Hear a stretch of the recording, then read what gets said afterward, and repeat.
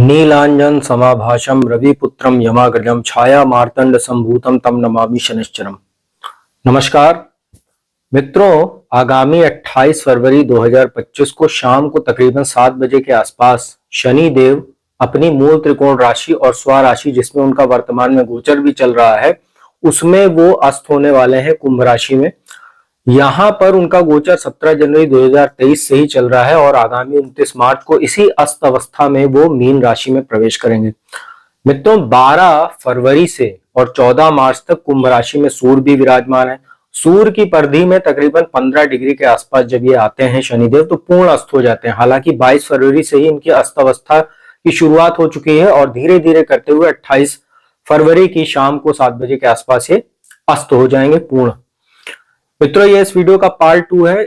शुरुआत की जो 6 राशियां हैं उसकी जानकारी मैंने वीडियो के पार्ट 1 में दे दी है। अगर आप लोगों ने वो वीडियो नहीं देखी तो मेरे वीडियो सेक्शन में भी जाकर देख सकते हैं। साथ ही मैं डिस्क्रिप्शन में उसका लिंक भी डाल दूंगा, तो आप उस पर भी क्लिक करके अगर आपकी मेष, वृषभ, मिथुन, कर्क, सिंह एवं कन्या राशि में से कोई एक राशि है तो आप अपना राशिफल देख सकते हैं कि शनि के अस्त होने के बाद क्या प्रभाव पड़ेगा आपकी राशियों पर। आज इस वीडियो में जो बची हुई बाकी की 6 राशियां हैं, तुला राशि, वृश्चिक, धनु, मकर, कुंभ एवं मीन राशि पर क्या प्रभाव पड़ने वाला है शनि देव के अस्त होने का, उसकी संपूर्ण जानकारी दूंगा। तो चलिए अब समय को व्यर्थ किए बिना आपको राशियों की जानकारी देते हैं और इस पार्ट 2 की वीडियो की पहली राशि तुला की बात करते हैं। मित्रों, तुला राशि के लिए वर्तमान में जो शनिदेव का गोचर है 4th हाउस के स्वामी और 5th हाउस के स्वामी होकर 5th हाउस में ही गोचर चल रहा है, शिक्षा और संतान के भाव में। मित्रों, शनिदेव यहाँ पर पंचम भाव में गोचर कर रहे हैं और यहीं पर वो अस्त हो जाएंगे। अब यहाँ पर शिक्षा संतान के स्वामी बनते हैं, साथ ही 4th हाउस जो भौतिक सुख साधन, माता का, भूमि, भवन, वाहन का भाव होता है।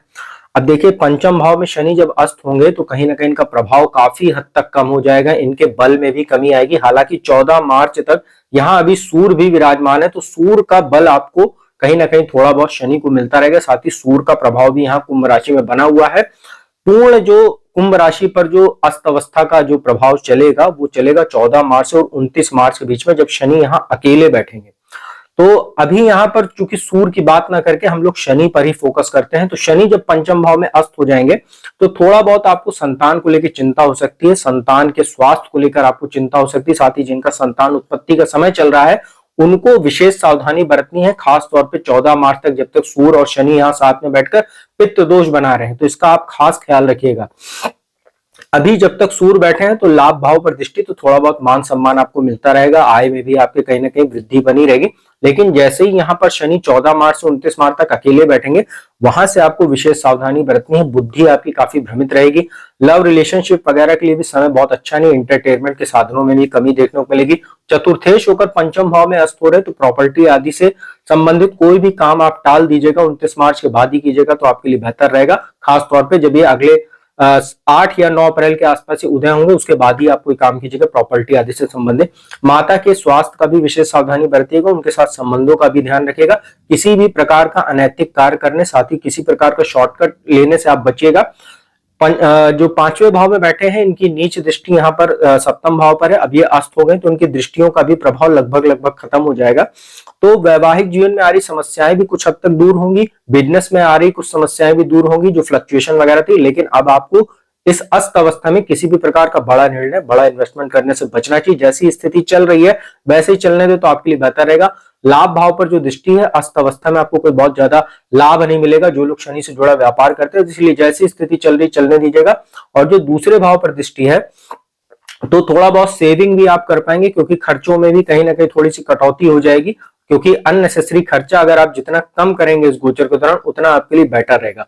तो शनि की स्थिति अगर आपके लिए ओवरऑल देखें तो बहुत अच्छी भी नहीं है, बहुत खराब भी नहीं है। जहां पर अशुभ है वहां पर अच्छी स्थिति बनेगी और जहां पर अच्छी स्थिति थी वहां पर अब थोड़ा सा ये दिक्कत देना शुरू करेंगे। तो उपाय आप लोगों को मैंने बताया हुआ था फर्स्ट पार्ट में, अब वही बता दूंगा। अभी मैं लास्ट में, आप वीडियो देखते रहिए अंत तक और स्किप मत कीजिएगा। मित्रों, बात करते हैं वृश्चिक राशि की। आपके ऊपर शनि की ढैया चल रही है, 4th हाउस में शनि का गोचर चल रहा है, तीसरे और चौथे भाव के स्वामी होकर यहाँ शश महापुरुष राजयोग बना हुआ है। यहाँ पर शनि अस्त हो जाएंगे। अब देखिए 4th हाउस में शनि अस्त हो रहे हैं, थोड़ा बहुत हद तक आपको, काफी हद तक अब शनि की ढैया का प्रभाव खत्म हो जाएगा। थोड़ा बहुत मानसिक तनाव से आपको छुट्टी तो मिल जाएगी, राहत तो मिलेगी, लेकिन यहाँ भी 14 मार्च तक जब तक सूर्य शनि का पितृदोष नहीं खत्म हो जाता तब तक आपको पूर्णतः राहत नहीं मिलेगी। इन्वेस्टमेंट आदि के लिए बहुत अच्छा समय नहीं कह सकते हैं। जो लोग नौकरी करते हैं उनको सतर्क रहना चाहिए कार्यस्थल पर, वरना किसी भी प्रकार का आपके खिलाफ अगर कोई षड्यंत्र वगैरह होता है या आप कोई अनैतिक कार्य करते, कोई शॉर्टकट वगैरह अपनाते हैं, कोई करप्शन वगैरह अगर आप करने की कोशिश करते हैं तो आप फंस भी सकते हैं, आपकी मानहानि भी हो सकती है, जनता में आपकी प्रसिद्धि भी धूमिल हो सकती है, क्योंकि फोर्थ हाउस जनता का भी भाव होता है। राजनीति से जुड़े हुए लोगों के लिए यह समय काल विशेष सतर्कता बरतने वाला रहेगा। आपके खिलाफ कोई एलिगेशन वगैरह या षड्यंत्र वगैरह हो सकता है। लग्न पर दृष्टि पड़ रही, शनि अब प्रभावहीन हो चुके हैं, लगभग 28 फरवरी से हो जाएंगे। तो अब कहीं ना कहीं थोड़ा बहुत मानसिक चिड़चिड़ापन या जो आपके कार्य वगैरह जो अवरोध हो रहे थे या दिक्कत आ रही थी, उसमें अब आपको राहत मिलेगी।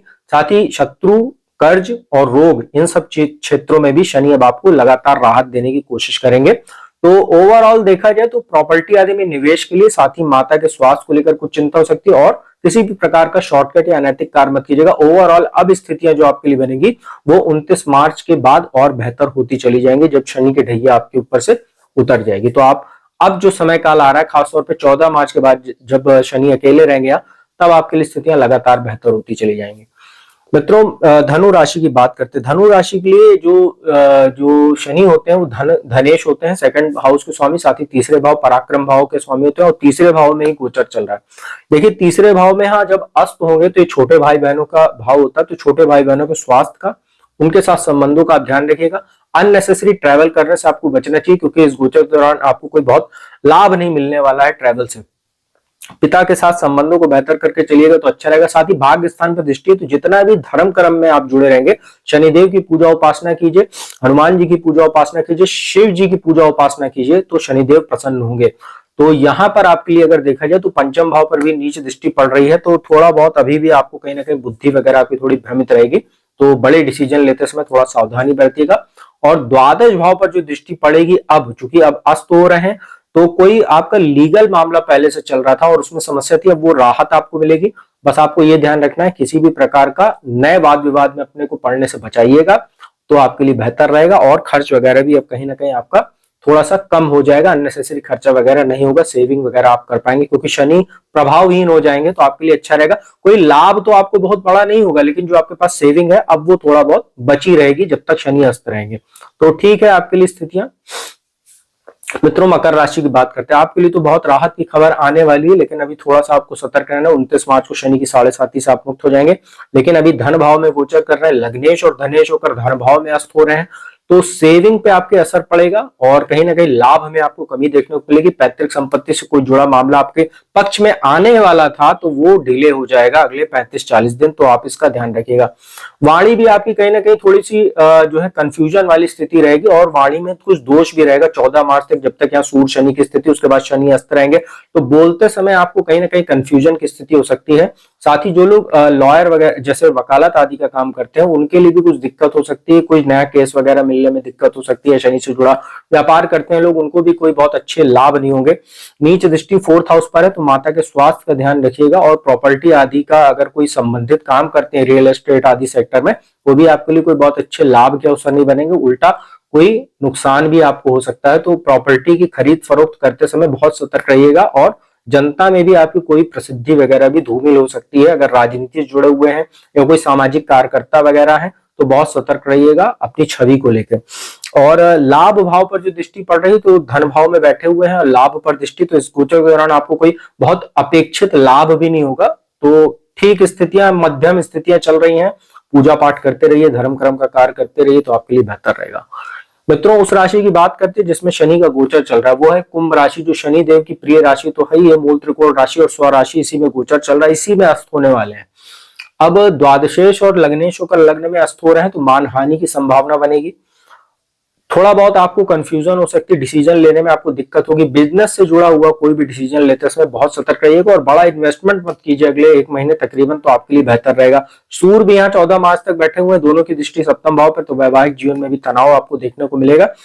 ये जरूर हो सकता है कि अगर आपको कोई बहुत ज्यादा बड़ी समस्या पिछले दिनों आ रही थी, तो 14 मार्च के बाद आप देखेंगे वैवाहिक जीवन में थोड़ी बहुत स्थितियां आपके लिए बेटर होने लगेंगी, लेकिन अभी भी स्थितियां कोई बहुत अच्छी नहीं कह सकते जब तक 14 मार्च तक सूर्य शनि की यहाँ पर स्थिति बनी हुई है। और पराक्रम, आत्मविश्वास में भी आपको कमी देखने को मिलेगी। साथ ही जो कार्यस्थल पर है, कार्यस्थल पर कुछ चुनौतियां थी वो कम हो जाएंगी, लेकिन कोई बहुत अपेक्षित लाभ या आपने अगर कोई प्रमोशन आदि की संभावना सोची थी या मनचाहा स्थानांतरण वगैरह सोचा था, वो सब अब डिले हो जाएगा अगले 35-40 दिन। तो थोड़ा सा धैर्य रखिएगा। 7.5 का सेकंड फेज चल रहा है। 29 मार्च से शनि आपके सेकंड हाउस में आ जाएंगे, चांदी के पाए में अंतिम फेज आपका शुरू हो जाएगा। वहां से स्थितियां थोड़ी आपके लिए बेटर होना शुरू हो जाएंगी अंतिम चरण में। मित्रों, इस वीडियो की अंतिम राशि मीन की बात करते हैं। आपके लिए भी स्थितियां थोड़ी सी ठीक ठाक रहने वाली हैं। 7.5 का प्रथम चरण आपको चल रहा है। द्वादश भाव में शनि का गोचर चल रहा है। लाभेश और द्वादशेश होकर द्वादश भाव में है, यहाँ पर अस्त हो जाएंगे। अब द्वादश भाव में अस्त होंगे तो आपके खर्चों में थोड़ी सी लगाम लगेगी। कोर्ट कचहरी से जुड़ा हुआ कोई मामला आपका चल रहा है तो उसमें आपको कुछ राहत मिलेगी, लेकिन आपको किसी नए वाद विवाद में पड़ने से बचना चाहिए। किसी को उधार मत दीजिएगा, साथ ही नया कर्ज वगैरह लेने से भी आप बचिएगा तो बेटर रहेगा। हेल्थ भी आपकी कहीं ना कहीं थोड़ी सी इंप्रूव होगी, खासतौर पे 14 मार्च के बाद, क्योंकि 14 मार्च तक यहाँ सूर्य जब तक बैठे तो हड्डियों में दर्द, सिर दर्द, माइग्रेन जैसी समस्या, दुर्घटना आदि के योग भी बन सकते हैं। साथ ही आपका पाचन भी प्रभावित होगा। धन भाव पर जो नीच दृष्टि पड़ रही थी, थोड़ी सी दृष्टि जब अब इनके प्रभावहीन हो जाएगी तो सेविंग भी आप कर पाएंगे। इन 35-40 दिनों में कुछ सेविंग्स भी आपकी हो जाएगी।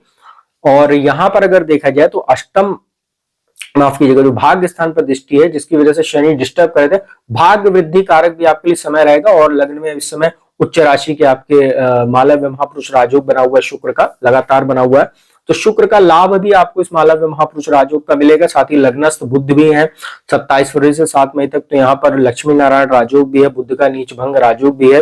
तो अभी 29 मार्च तक आप इसका फायदा उठाइए तो आपके लिए काफी बेटर रहेगा।